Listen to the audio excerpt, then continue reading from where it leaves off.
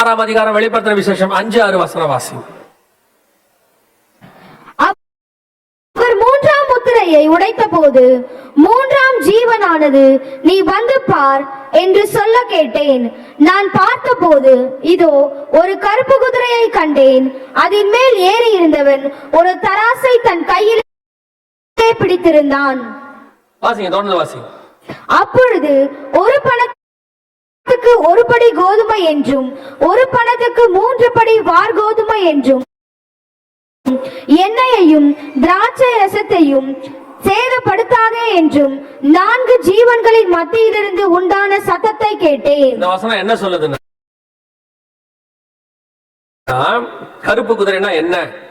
அது ஒரு உணவு பஞ்சத்தை குறிக்கிறது. ஒரு பணத்துக்கு ஒரு படி கோதுமை என்றும் ஒரு பணத்துக்கு 3 படி வார் கோதுமை என்றும் எண்ணெய் திராட்சரசம் இது 2 மட்டும் சேதப்படாம இருக்கும், மிச்சம் எல்லாம் சேதப்படும் அப்படின்னு அர்த்தம்.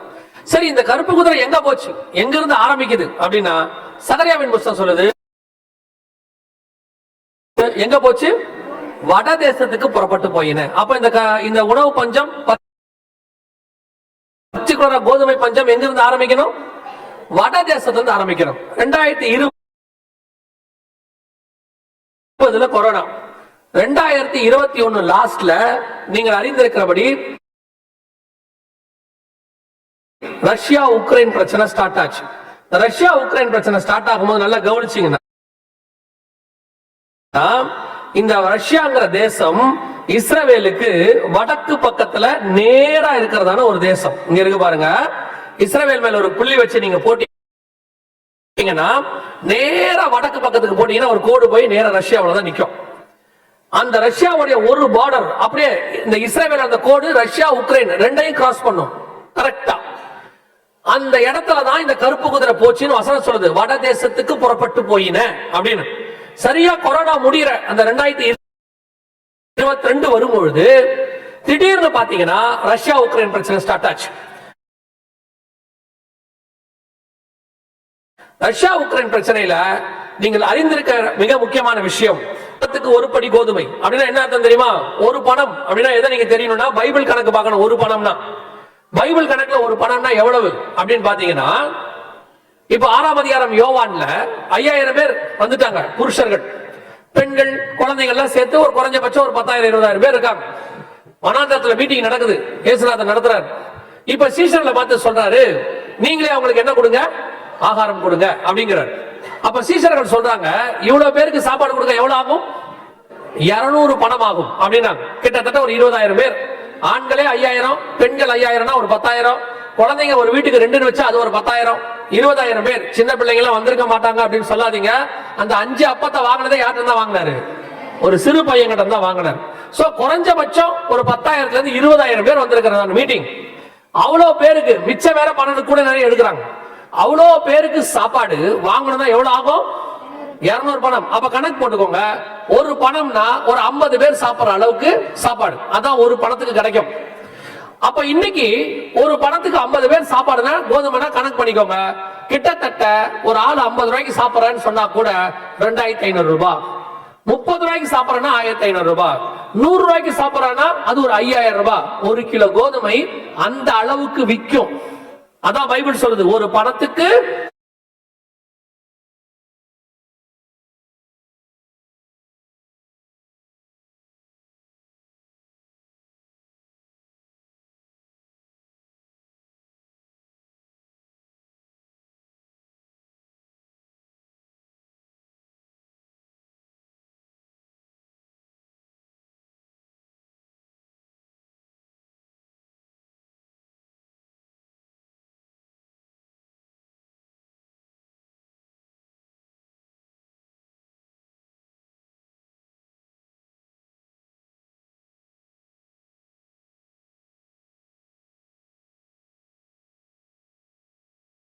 ஒரு படி கோதுமை.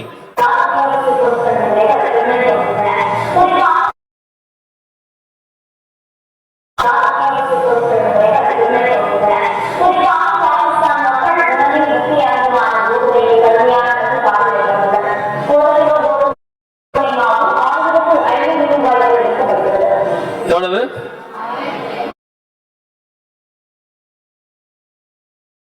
2023 long ago, so long ago, once upon a டைம்ல இல்ல. 2023 ஒரு கிலோ கோதுமை எவ்வளவு?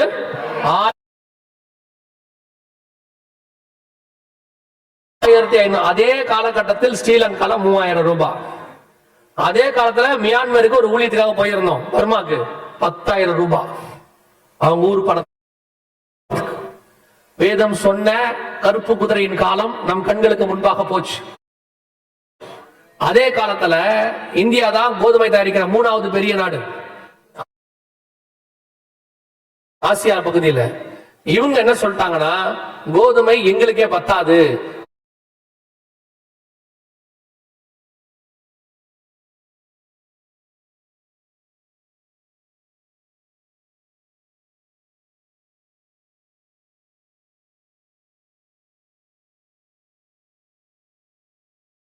நாங்க நார்த் இந்தியா முழுக்க கோதுமை சாப்பிடறதுக்கு அரிசியும் பாதிக்கப்பட்டுச்சு. இதெல்லாம் 2023, இதெல்லாம் 2023 24 நடந்த சம்பவங்கள். வேதம் சொன்னபடி செப்டம்பர் 7, 2023 கடுமையான அரிசி பஞ்சம், ஏற்றுமதி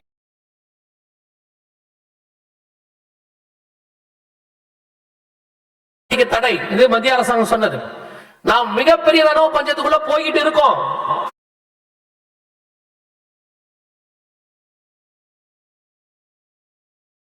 செப்டம்பர் 7, 2023 கடுமையான அரிசி பஞ்சம், ஏற்றுக்கு தடை. இது மத்திய அரசாங்கம் சொன்னது. நாம் மிகப்பெரிய உணவு பஞ்சத்துக்குள்ள போய்கிட்டு இருக்கோம். இப்போ ஸ்டில் நவ், இப்போ நீங்க என்ன நினைச்சுக்கிறீங்கன்னா, ஓ பஞ்சம்லாம் இல்ல. நான் நேத்து ஒரு வார்த்தை சொன்னேன், உங்களுக்கு ஞாபகம் இருக்குமா தெரியாது, இப்போ சொல்றேன். சமஸ்த இந்தியாவிலேயே இந்த கேரளாவும் தமிழ்நாடும் கர்த்தருடைய சட்டைகளின் மறைவில் இருக்கு.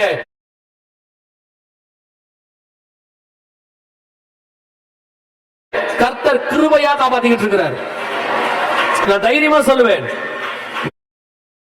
நார்த் இந்தியாவை விட குறிப்பா தமிழ்நாட்டு மேலையும் இந்த கேரளா மேலையும் நான் விசுவாசிக்கிறது. அதுக்கு என்ன, ஒவ்வொருத்தருக்கும் ஒரு காரணம் இருக்கும். நான் விசுவாசிக்கிறது, அந்த தோமாவுடைய முதல் ஸ்டெப் கேரளால ஆரம்பிச்சிச்சு, கடைசி ஸ்டெப் தமிழ்நாட்டுல முடிஞ்சிச்சு. அந்த பரிசுத்தவரோட 2 ஸ்டெப்புக்குள்ள நம்ம காப்பாற்றப்பட்டு இருக்கிறோம்.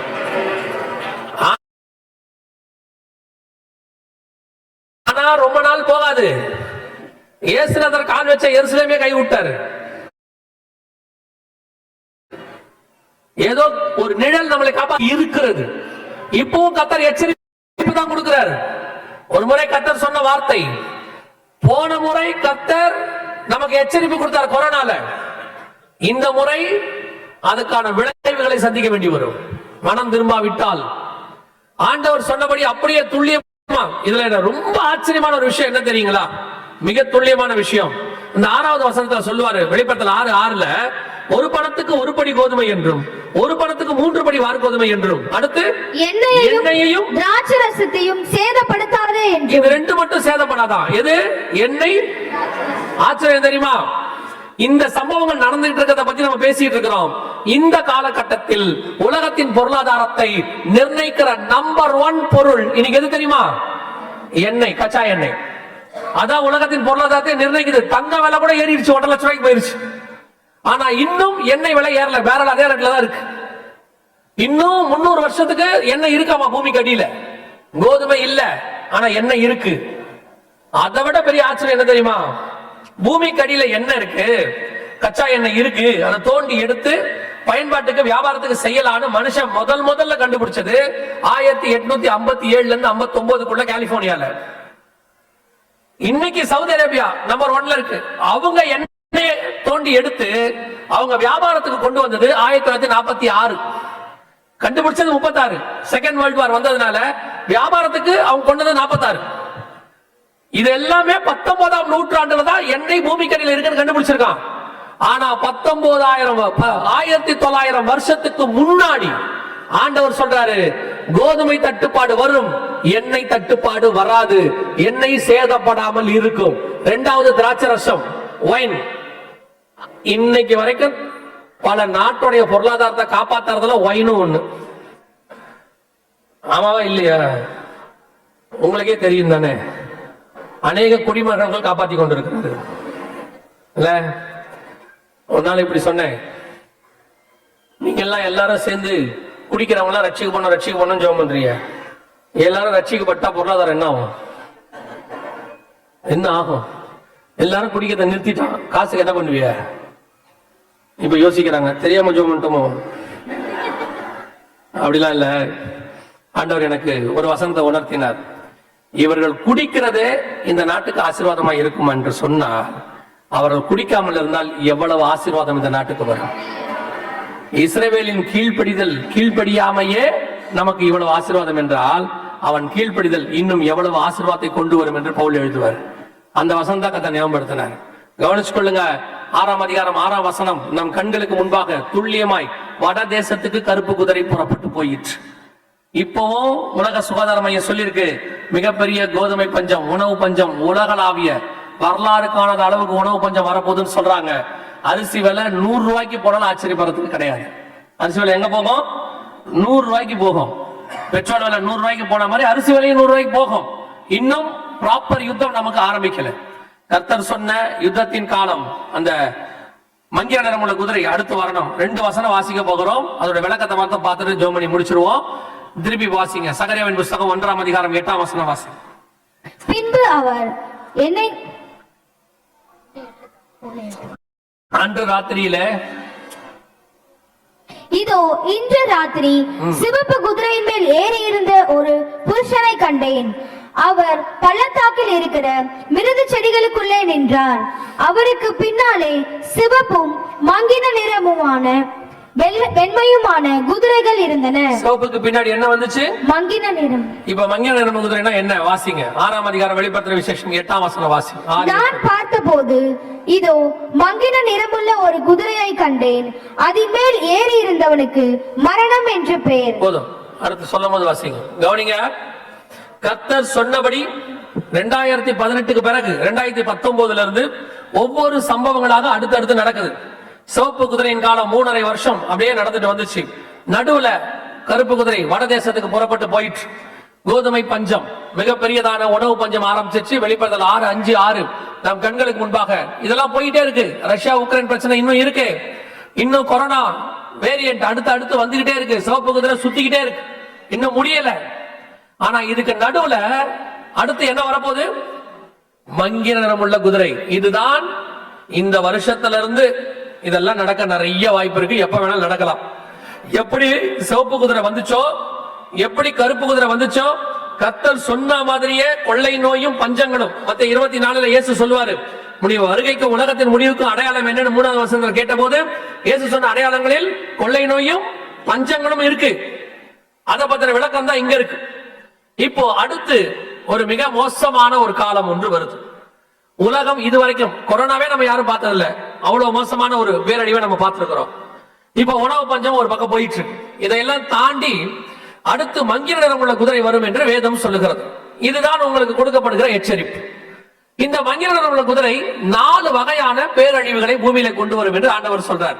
அதற்கு மரணம் என்ற பெயர், பாதாளம் அவன் பின்னால் சென்றது. அடுத்து பட்டயத்தினாலும். ஃபர்ஸ்ட் என்ன வருது? பட்டயம் என்றால் யுத்தம். மனுஷங்கிட்ட பட்டயம் என்றால் அதுக்கு பேர் என்னது? அடுத்து ஒரு 3ஆம் உலக யுத்தம் ஆரம்பிக்கும். நேத்து எடுக்கல, கவனிங்க. அடுத்து மிகப்பெரியதான யுத்தம் ஒன்று மரணம். அது ஆல்ரெடி ஸ்டார்ட் ஆயிடுச்சு. எசேக்கியேல் 38:8 இந்த வசனம் வாசிக்க வேண்டாம், நீங்க வேணா எழுதி வச்சுக்கொள்ளுங்க. எசேக்கியேல் 38:8-16 இந்த 2 வசனத்திலும் கடைசி நாட்களில் கடைசி வருஷத்தில் ஒரு யுத்தம் வரும் அப்படின்னு. அந்த யுத்தம் யார் யாருக்கு நடுவில் வரணும்னா இஸ்ரவேலுக்கும் ரஷ்யாவுக்கும் நடுவில் வர வேண்டும் என்று சொல்லுகிறது. கர்த்தர் சொன்னபடி அந்த யுத்தத்துக்கான முதல் ஸ்டெப் போட்டாச்சு. 2023 அக்டோபர் 7 இஸ்ரவேல் தேசத்துக்கு விரோதமாக, அதுவும் குறிப்பா எசேக்கியேல் 38:8 மலைகளுக்கு விரோதமாய் வருவாய் அப்படின்னு இருக்கு. 39:2 மலைகளுக்கு விரோதமாய் நீ வருவாய் அப்படின்னு இருக்கு. இஸ்ரவேல் மலைக்கான சண்டை 2023 அக்டோபர் மாசம் 7ஆம் தேதி ஆரம்பிச்சிருச்சு. இதான் அந்த சண்டை, ஆபரேஷன் அலெக்சா ஃப்ளட் அப்படின்னு சொல்லி மலைக்கான சண்டை. அந்த மலை எங்களுக்கு வேணும் அப்படின்னு ஆரம்பிச்சாங்க. அந்த சண்டை தான் இப்போ விஸ்தாரமாகி ஈரான் வரைக்கும் வந்து நிக்குது. இப்போ ஈரான் பக்கத்துல மிடில் ஈஸ்ட்ல ஒரு மிகப்பெரியதான நிலைமை போய்கிட்டே இருக்கு, உங்க எல்லாருக்கும் தெரியும். அடுத்து மிக மோசமான ஒரு யுத்தம் நம் காலத்துல நம் ஜெனரேஷன்ல பார்க்கலாம். அது இந்த வருஷத்துல எப்ப வேணும், ஏன்னா ஆல்ரெடி அமெரிக்காவுடைய கப்பல் அங்க போயிடுச்சு. இப்போ ரஷ்யாவுடைய ஆயுதங்கள் ஈரானுக்குள்ள இருக்குன்னு சொல்றாங்க. எசேக்கியேல் 38 உள்ள பேட்ச் ரெடி ஆயிருச்சு. இன்னைக்கு காலையில உள்ள செய்தி 50% ஆஃப் அமெரிக்கனுடைய காரியங்கள் எல்லாம் ஷட் டவுன் ஆயிடுச்சு. அதாவது என்ன அர்த்தம்னா, அவங்க நாட்டை நடத்த முடியாதபடிக்கு 50% பொருளாதாரம் மூடிட்டாங்க. அவங்க கிட்ட இப்ப காசு இல்ல. 50% தான் அமெரிக்கா இயங்குது கவர்மெண்ட், 50% இயங்கல, ஷட் டவுன் ஆயிடுச்சு. என்ன காரணம்னா அது அவங்க நாட்டுடைய பிரச்சனை. இப்போ வேற வழியே இல்ல. இதெல்லாம் சமாளிக்கிறதுக்கு கண்டிப்பாக அமெரிக்கா யுத்தத்தை தொடங்கும். அது எப்படிங்க சொல்றீங்கன்னா, 2ஆம் உலக யுத்தம் அதனாலதான் வந்துச்சு. அங்க ஐரோப்பால மிகப்பெரிய பொருளாதார வீழ்ச்சி இதே மாதிரி வந்த உடனே அதை வேற என்ன பண்றது தெரியாம யுத்தத்தை ஆரம்பிச்சு செகண்ட் வேர்ல்டு வார். இப்ப அதே மாதிரிதான் தேர்ட் வேர்ல்டு வார். அமெரிக்கா இந்த இதற்கு திசை திருப்பறதுக்கு சண்டை ஆரம்பிக்கும். அந்த சண்டை எசேக்கியேல் 38, 39 நன்றாய் கவனித்துக் கொள்ளுங்கள். இதெல்லாம் உங்களுக்கு எச்சரிப்பாய் கொடுக்கப்படுகிறது. ஏதோ சும்மா கதை கேட்கிற மாதிரி கேட்டுட்டு போனீங்கன்னா, இந்த நான் எப்பவும் சொல்வேன், இந்த மீட்டிங்க கர்த்தர் அந்த மனுஷனுக்கு ஒரு இன்டென்ஷனை கொடுத்து அவருக்கு நடத்தணும்னு சொல்லி அவர் நினைச்சிருந்தாருன்னா அவர் சர்ச்சையில வச்சு இவளோட நடத்தி இருக்கலாம். நான் விசுவாசிக்கிறேன், இந்த யுத்தம் வருவதற்கு முன்பதாக ஒரு பெரிய கூட்டத்துக்கு கர்த்தர் சொல்ல வேண்டும் என்று விரும்பினார். அதற்கு விருப்பத்தையும் செய்கையும் உண்டாக்கி இருக்கிறார். அதனாலதான் அவர் சக்திக்கு மீறி இதை செஞ்சுட்டு இருக்கிறார். இவ்வளவு பேருக்கு இதை சொல்லணும்னு சொல்லிதான். ஒருவேளை ஒரு சிலர் நினைச்சிருப்பீங்க, எதுக்கு இவர் இவ்வளவு பெருசா நடத்துறாரு, ஏன் இவ்வளவு செலவு பண்றாரு. கர்த்தர் திட்டம் இல்லாமல் எதையும் செய்யவே மாட்டார். ஒருவேளை அவர் ஒரு மாம்சத்துல செஞ்சிருந்தா இந்த ஹால்ல 1/4 பங்கு கூட ஜனங்க வந்திருக்காது.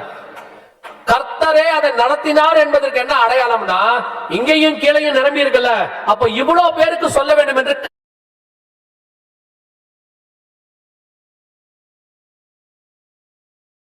கர்த்தர் விரும்புகிறார். அந்த எச்சரிப்பு தான் உங்களுக்கு கொடுக்கப்படுகிறது. அடுத்த வருஷம் ஆண்டவர் அதை கொடுப்பார், கார் கொடுப்பார், வீடு கொடுப்பார் கூட்டம் இல்ல. வரப்போகிற காரியத்துக்கு தப்பித்துக் கொள்ளும்படிக்கு கர்த்தர் கொடுக்கிற எச்சரிப்பு. நோவா ஜனங்களுக்கு சொன்னது போல, யோனா நினிவே ஜனங்களுக்கு சொன்னது போல, எரேமியா சிதேக்கியா ராஜாவுக்கு சொன்னது போல உங்களுக்கும் சொல்லப்படுகிறது. செவி சாய்த்தவர்கள் பிழைத்துக் கொண்டார்கள், நினிவே ஜனங்கள். அசட்டை பண்ணினவர்கள் அழிந்து போனார்கள் என்று பார்க்கிறோம். அதே எச்சரிப்பு தான் உங்களுக்கு கொடுக்கப்படுகிறது. வாசப்ப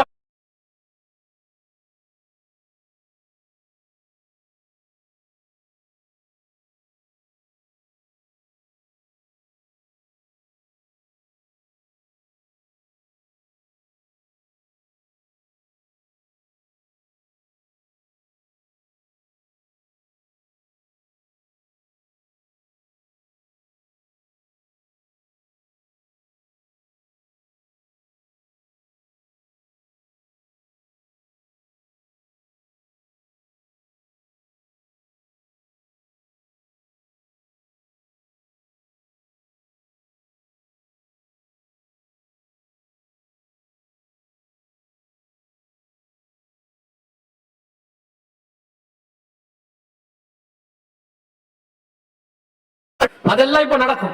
இதோடு கூட சேர்ந்து நடக்க வேண்டியது. மூன்றாவது, சாவினாலும் இயற்கை பேரழிவு, மிகப்பெரிய இயற்கை பேரழிவு, பூமி அதிர்ச்சிகள். இயேசு சொன்னார் மத்தேயு 24. இப்ப என்ன சொல்லிருக்காங்க கேட்டுக்கொள்ளுங்க. மிகப்பெரிய பூமி அதிர்ச்சி இப்போ ஜப்பான்ல வரப்போகுது. கிட்டத்தட்ட 3 லட்சம் பேர் பாதிக்கிற அளவுக்கு வரும் என்று அவங்களே அனௌன்ஸ் பண்ணிருக்காங்க. இதான் அவங்க சொன்னது. 3 லட்சம் பேர் பாதிக்கிற அளவுக்கு வரும் அப்படின்னு சொல்லியிருக்கிறாங்க. மிகப்பெரிய பூமி அதிர்ச்சி. நாம பூமி அதிர்ச்சிகளின் காலத்தில் இருக்கிறோம். இங்க இருக்கு பாருங்க, இது இந்த சிவப்பு கலர் டாட்ஸ் தெரியுது பாருங்க. சிவப்பு கலர்ல மட்டும் 10 வருஷத்துல மட்டும் நடந்த பூமி அதிர்ச்சி இது. வெறும் சிவப்பு கலர்ல இருக்கிறது எல்லாம் 10 வருஷத்துல மட்டும் நடந்தது. இந்த 10 வருஷம் தான் உலகம் உண்டானதுலயே அதிக பூமி அதிர்ச்சிகளின் வருஷம்னு சொல்றாங்க. உலகம் உண்டு அவங்க கால்குலேட் பண்ணதுல 6 பூமி அதிர்ச்சி தான் பெருசு. 8 புள்ளிக்கு மேல, 8 அஞ்சுக்கு மேல. அதுல 1 2025 நடந்திருக்கு. அதை விட பெருசு வருதுன்னு சொல்றாங்க. பைபிள் எசேக்கியேல் 38 யுத்தத்துல இஸ்ரவேல் தேசத்துல ஒரு பெரிய பூமி அதிர்ச்சி வரும் பைபிள் சொல்லுது. 38:19 அந்நாளிலே இஸ்ரவேல் தேசத்துல பெரிய அதிர்ச்சி உண்டாகி, இப்போ இஸ்ரவேல் தேசத்தில் உள்ள பூமி அதிர்ச்சிக்கு வல்லுநர்கள் சொல்றாங்க, நெக்ஸ்ட் இயர் இங்க இருக்கு பாருங்க, என்ன கொடுத்திருக்காங்க பாருங்க, நெக்ஸ்ட் இயர்ஸ் கிரிட்டிக்கல் வருது. மிகப்பெரிய பூமி அதிர்ச்சிகள் இஸ்ரவேல்ல வருதாமா, அதற்கான பிரிப்பரேஷன் செய்ய ஆரம்பிச்சிட்டாங்க. இப்பவே அது என்ன காப்பாத்தணும், இதெல்லாம் வந்து அவங்க செய்யறதான ப்ரிப்பரேஷன் செஞ்சு பாக்குறாங்க. ஹாஸ்பிட்டல் வந்து எப்படி காப்பாத்தணும், என்ன பண்ணணும், மிகப்பெரிய பூமி அதிர்ச்சிகள் வருதுன்னு அவங்க சொல்றாங்க. வேதத்துல இயேசு சொன்ன மூணாவது பெரிய காரியம் கொள்ளை நோய், பஞ்சங்கள், பூமி அதிர்ச்சிகள். கடைசியாக அந்த இடத்துல என்ன இருக்கு, சாவினாலும் அடுத்து பூமியின் துஷ்ட மிருகங்களினாலும். எவ்வளவு துல்லியமான தீர்க்கதரிசனம் பாருங்க. துஷ்ட மிருகங்களினாலும் மரணம் வரும். ஒரு இதுல ரெண்டு விஷயம் இருக்கு. ஒண்ணு, இப்ப ஒரு 25 வருஷமா 30 வருஷமா வரக்கூடிய எல்லா வியாதிகளையும் பாருங்க ஒரு துஷ்ட மிருகத்தின் பெயர்ல வரும். பன்றி காய்ச்சல், பறவை காய்ச்சல், அப்புறம் குரங்கு காய்ச்சல். மிடில் ஈஸ்ட்ல எல்லாம் பாத்தீங்கன்னா கேமல் ஃபீவர்னு ஒண்ணு வந்திருக்கு. அதே மாதிரி எபோலாக்கு பாத்தீங்கன்னா வவ்வால்னு ஒண்ணு, அதுல இருந்தா எபோலா வந்துச்சுங்கிறாங்க. கொரோனா கூட எதுல இருந்தா வந்தது, ஒரு மிருகத்துல இருந்தா வந்ததுன்னு சொல்றாங்க. எய்ட்ஸ் சிம்பன்சி குரங்குல தான் வந்துச்சுன்றாங்க. எல்லாத்துக்கும் பின்னாடியும் பாருங்க ஒரு மிருகத்தின் பேர் இருக்கும். அத்தனைக்கு பின்னாடி ஒரு மிருகத்தின் பேர், அதுவும் பைபிள்ல சொல்ற துஷ்ட மிருகமா இருக்கும். பைபிள்ல சொல்லக்கூடிய துஷ்ட மிருகம். இதெல்லாம் தாண்டி இன்னொன்னு நடந்திருக்கு. 2025 ஜனவரி மாசம் மிக மோசமாக 316 கொடிய மிருகங்கள் வைரஸ் ஆஸ்திரேலியால இருந்து காணாம போச்சு. இங்க இருக்கு பாருங்க.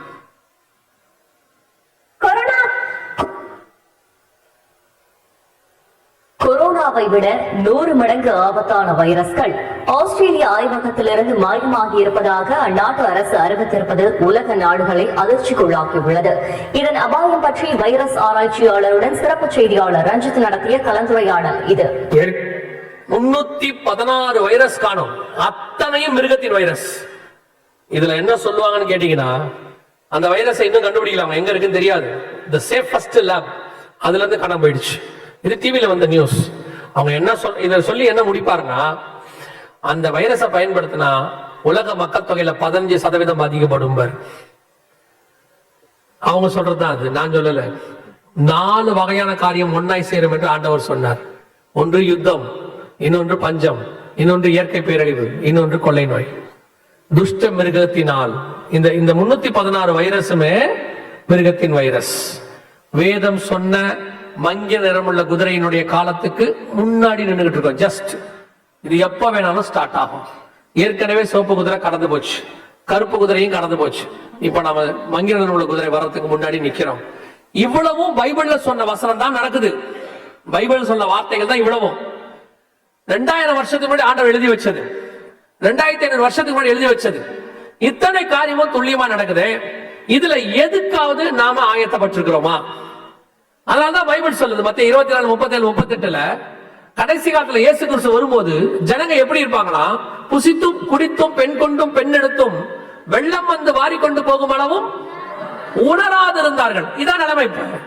அதே நிலைமைதான் சபையினுடையதான போக்கு எப்படி இருக்கு. நான் உலகத்தை பத்தி பேசவே இல்லை, நான் பேசுறது எல்லாமே உங்களுக்கு. ஏன்னா இந்த காரியங்கள் எல்லாம் யாருக்கு எழுதப்பட்டது? சபைக்கு எழுதப்பட்டது. ஆவியானவர் சபைக்கு சொல்லுதே, காதுள்ளவன் சபைக்கு எழுதப்பட்டது. சபைக்கு எந்த அளவுக்கு அவேர்னஸ் இருக்கு, எந்த அளவுக்கு ஆயத்தப்பட்டிருக்கிறோம். 2 காரியத்தை கண்டிப்பா செய்யணும். சொல்லிவிட்டு முடிக்கிறேன். 2 காரியம் செய்யணும். ஒன்று, இவைகளுக்கு நடுவில் உங்களையும் என்னையும் கர்த்தர் கண்டிப்பாய் பாதுகாப்பார். அது அஷூரன்ஸ் கர்த்தர் கொடுத்திருக்கிறது. ஏன் எப்படி சொல்றீங்க? மத்தேயு 24:6 இயேசு சொல்றாரு, யுத்தங்களையும் யுத்தங்களின் செய்திகளையும் கேள்விப்படுவீர்கள், கலங்காதபடி எச்சரிக்கையாயிருங்கள். இவைகள் எல்லாம் சம்பவிக்க வேண்டியது. ஏன் கலங்க கூடாது? இதெல்லாம் நடக்கும். உலகத்தில் நடக்கிற அடையாளம். 3rd வேர்ல்ட் வாரா உலகத்தில் நடக்கும், 1st வேர்ல்ட் வாரா உலகத்தில் நடக்கும். இதை பத்தி கவலைப்பட வேண்டிய அவசியம் நமக்கு இல்ல. நம்மை பொறுத்த வரைக்கும் வாதை உன் கூடாரத்தை அணுகாது, பொல்லாப்பு நேரிடாது. பகலில் பறக்கும் அம்பிற்கும், இருளில் நடமாடும் கொள்ளை நோய்க்கும், மத்தியானத்தில் பாழாக்கும் சங்காரத்திற்கும் நான் பயப்படேன். காரணம், இது அடையாளம். அது எகிப்து வீட்டுல நடக்கும், என் வீட்டுல நடக்காது. அது அங்கதான் ஆண்டவர் சொல்லி வச்சிருக்கிறாரு, கலங்காதபடி எச்சரிக்கையா இருங்கள். ஆனா இந்த அடையாளத்துக்கு நடுவுல வருக வந்தா நீங்க என்ன செய்வீங்க? ஏன்னா மனுஷகுமாரன் நினையாத நாளிகையில வருவார். எப்ப வேணாலும் வருக வரும். அதுக்கு தான் நீங்கள் ஆயத்தப்படணும். இதுக்கு என்ன கேள்விக்கான பதில்? உங்களுடைய வருகைக்கும் உலகத்தின் முடிவுக்கும் அடையாளம் என்ன? அதற்கான பதில் தான் இயேசு சொல்லி இருக்கிறாரு. சரி, உலகத்தில் நடக்கிறதுக்கு நீ பயப்படாம இருக்க வேண்டாம், வருகையில போறதுக்கு ஆயத்தப்பட்டிருக்கிறோமா? இன்னைக்கு ஒரு நிச்சயம் இருக்குதா? இயேசு வந்தா நான் கண்டிப்பா போவேங்கிற அந்த கன்ஃபர்மேஷன் இருக்கா? அது எப்படிங்க சொல்ல முடியும்? கர்த்தருக்கு தானே தெரியும். நான் எப்படி போவேன்? எப்படி எலியாவுக்கு தெரிஞ்சிச்சு? இன்று நான் எடுத்துக்கொள்ளப்பட போகிறேன். எலியா சொன்னாரா இல்லையா? எலிசா கிட்ட வந்து சீஷர்கள் சொல்றாங்க, உம்முடைய எஜமான் இன்னைக்கு எடுத்துக்கொள்ளப்பட போகிறார். அதுக்கு எலிசா சொன்ன வார்த்தை என்ன? எனக்கு தெரியும், நீங்கள் சும்மா இருங்கள். அப்ப எலியா போறது யாருக்கு தெரிஞ்சிருக்கு? எலிசாவுக்கு தெரிஞ்சிருக்கு. எலியா போறது 100 தீர்க்கதரிசிக்கு தெரியுது. அவன் சொல்றான், இன்று உம்முடைய எஜமான் எடுத்துக்கொள்ளப்பட போகிறார். அப்ப எடுத்துக்கொள்ளப்படுதல்ல போகிறது உங்களுக்கு சாட்சி. நீங்க போவீங்கன்றது உங்களுக்கு கன்ஃபர்மேஷன் இருக்கணும். நீங்க போவீங்கன்றது உங்க வீட்டாருக்கு கன்ஃபர்மேஷன் இருக்கணும். நீங்க போவீங்கன்றது ஒரு சபைக்கே தெரியணும். அவன் பரிசுத்தவான், கண்டிப்பா வருகையில போவான், கர்த்தர் வரும்போது எடுத்துக்கொள்ளப்படுவான். அவன் போவாட்டி வேற எவையா போவான்னு உன்னை பத்தி சாட்சி அவன் கொடுக்கணும். அந்த கன்ஃபர்மேஷன் இருக்கா? போகாதவன் தான் என்ன சொல்ல தெரியுமா? கர்த்தரே அறிவார். ஏன்னா இவனுக்கு தெரியாதுன்னு அர்த்தம். அவருக்கே டைலமா, நம்ம போவோமா? ஒருத்தர் வீட்டுல இருக்கும்போது, இந்த செய்தி இருக்கும்போது, அந்த போன போதகர் கேட்டாராம் அந்த சகோதரி கிட்ட, என்ன உட்கார்ந்து இருக்கும்போது கேட்டாராம், உங்க வீட்டுக்கார் போயிருவார் தானே பாஸ்டர் வருகையில்? அப்ப அந்த சகோதரி சொன்னாங்களா, யார் இவரா? அவ்வளவுதான், நிறுத்திட்டாங்க கொஸ்டின் மார்க்கோட. அண்டர்ஸ்டுட். நம்ம போவோமான்னு நமக்கே தெரியாது, நம்ம போவோமான்னு வீட்டாருக்கும் தெரியாது. முதல்ல ஆயத்தம் இஸ் வெரி இம்பார்ட்டன்ட். இயேசுவை சந்திப்பதற்கு அந்த மனவாட்டி சொல்றா, வெளிப்படுத்தல் 22:17 சொல்லுது, ஆவியும் மனவாட்டியும் வான்னு சொல்லணுமா? we are ready. உங்களை மீட் பண்றதுக்கு நாங்க தயாரா இருக்கிறோம். அந்த இடத்துல சபை இருக்கா? சபையை நடத்துறவங்களுக்கு இருக்கா? உங்ககிட்ட கொடுக்கப்பட்டதான விசுவாசி அத்தனையும் பரலோகத்துக்கு வருவது உங்களுக்கு தெரியுமா? நீங்க கணக்கு கொடுக்க வேண்டிய ஆளு. ஒரு டிஓ, டிஸ்ட்ரிக்ட் எஜுகேஷன் ஆபீசர், ஒரு கிளாஸ் ரூம் குள்ள நுழைஞ்சா அங்க இருக்கிற டீச்சர்ட்ட கேட்பாரு, ஸ்டூடெண்ட்ஸ் எப்படி படிக்கிறாங்க. அதான் முதல் கேள்வியா இருக்கும். அந்த ஸ்டூடெண்ட் அந்த டீச்சருக்கு தெரியணும், எது ஆவரேஜ், எது ஃபர்ஸ்ட் ரேங்க், எது லாஸ்ட் பெஞ்ச். டீச்சருக்கு தெரியுமா தெரியாதா? தெரியணும். ஒரு வார்டுக்குள்ள நுழைஞ்சு டாக்டர் அங்க இருக்கிற நர்ஸ் கிட்ட கேட்பாரு, டியூட்டி நர்ஸ் கிட்ட, அந்த பேஷண்டோட கண்டிஷன் என்ன, அங்க இருக்க நர்ஸுக்கு தெரியுமா தெரியாதா? கன்ஃபார்மா தெரியும். அதே மாதிரி இயேசு வரும்போது அந்த சபையுடைய பேய்பர்கிட்டயோ ஊழியக்காரங்கிட்டயோ கண்டிப்பா கேட்பாரு, உன் சபையின் நிலைமை என்ன?